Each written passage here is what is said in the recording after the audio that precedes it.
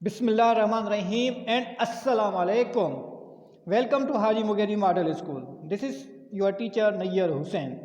Student, today we will learn chapter number 3, part 2, reading comprehension. He quickly opened his eyes. उसने जल्दी से अपनी आँखें खोली. He could not bear seeing that picture in his mind again and again. वो माँ के डूबने के मंजर को बार बार देखने की हिम्मत नहीं रखता था. Suddenly he got up, cupped his hands around his mouth and yelled at the top of his voice, "Amma, Amma." अचानक वो उठ बैठा और अपने दोनों हाथों को प्याला बनाकर अपना मुंह ढांप लिया. वो अपनी पूरी कुव्वत से चीखा, "अम्मा, अम्मा." There was no reply. कोई जवाब नहीं आया.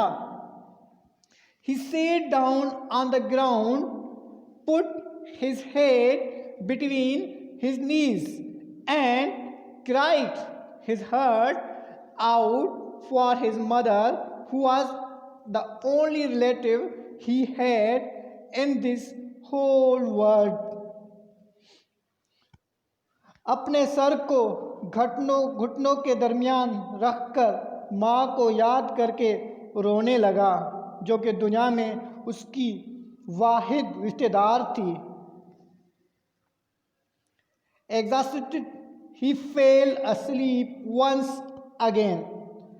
थकन से चूर होकर वो एक मर्तबा फिर सो गया. Voice of people woke him up. लोगों की आवाज़ ने उसे जगा दिया.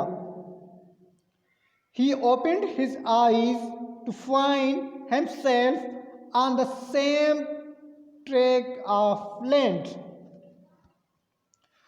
उसने आँख खोली तो उसी खुशकी के टुकड़े पर पड़ा हुआ था. In the dim light of the setting sun, he could see soldiers sailing in a boat on the somewhat still water. शाम के ढलते सूरज की मध्यम रोशनी में उसने देखा कि कुछ फौजी कश्ती में सवार ठहरे हुए पानी से गुजर रहे हैं. They were coming towards him. वो उसकी तरफ आ रहे थे. He started at them without moving. वो उन्हें बगैर हरकत किए तकता रहा. He was so sad and tired that he did not realize that the soldiers were coming to save him. वो इतना दुखी और थकन से चूर था कि वो ये भी नहीं समझ सका कि वो फौजी जो जवान उसी को बचाने के लिए आ रहे थे, वो ये भी नहीं समझ सका कि वो फौजी जवान उसी को बचाने के लिए आ रहे थे. The soldiers took him to a relief camp. फौजी जवान उसको रिलीफ कैंप में ले गए. The camp provided shelter, food and medicines for the hundreds of flood victims. फौजी जवान उसको रिलीफ कैंप में ले गए.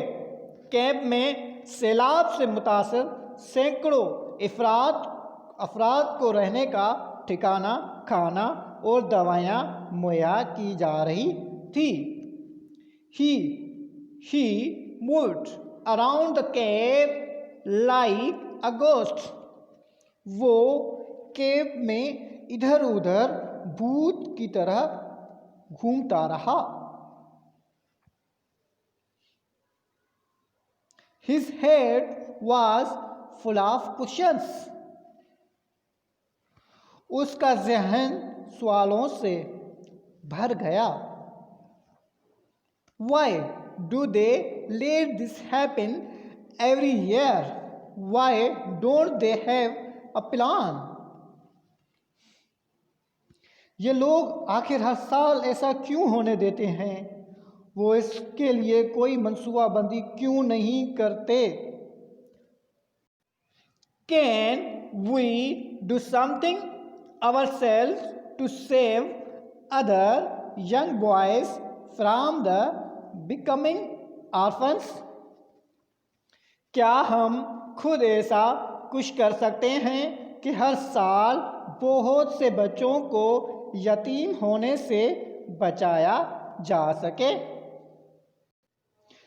He discussed this with some of the relief workers, but they were so busy and tired that they did not have time to answer his question.